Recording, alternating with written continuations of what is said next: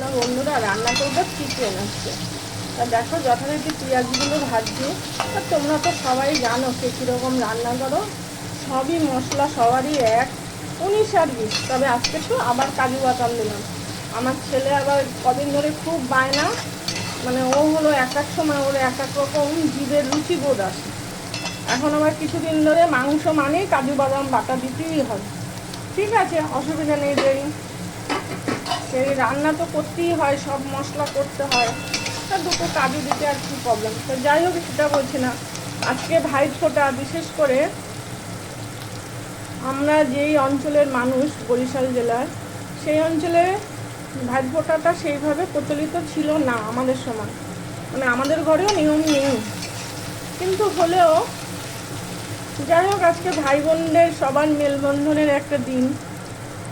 বিশেষ ভাই বোনদের সম্পর্কটা প্রতিদিনই মা বাবার মতো ভাই বোনদেরও মনে পড়ে। সংসারে আমরা সারাদিন যতই কাজকর্ম করেও দিন শেষে কিছু ভাই বোনের কথা মনে পড়ে কখনো কখনো। তাই আজকে আমার দুটো দাদা তো আর নেই, ফোঁটা না হোক তবুও সবাইকে দেখছি আজকে ফেসবুকে সবাই ফোঁটা দিচ্ছে। নিয়ম না হলেও তবুও চোখে জল এসে যায়, ভাই দুটো যদি বেঁচে থাকতো।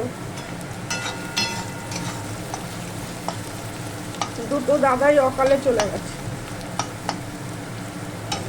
মানুষের বয়স হয় চলে যায়, ঠিক আছে বলো, মা বাবার বয়স হয়েছে চলে গেছে, কালের নিয়ম, সবাইকে যেতে হবে, কিন্তু দুটো দাদা একেবারে অসময়ে চলে গেছে।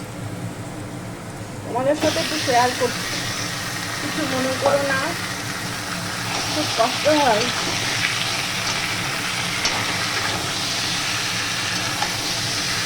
সম্পর্ক কম বেশি থাকুক, তবুও মনে হয় সবাই আমরা ভালো থাকি দিন থেকে।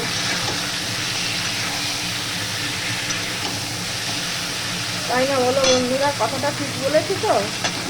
অনেকের সাথে অনেকের ভাই বোনের সম্পর্ক থাকে না, পারিবারিক সমস্যা সবারই ঘরে কম বেশি আছে, তো সেটা কোনো ফ্যাক্টর না, কিন্তু তবুও সবাই ভালো থাকুক সেটাই চাই সবার কাছে।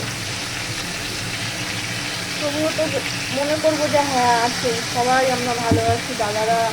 আমরা বলো, এটার মধ্যে রসুন বাটা, কাজু বাটা, টমেটো আছে, পেঁয়াজ আছে, একটু তেজপাতা আছে, তো ওইটাও দিয়ে দিলাম।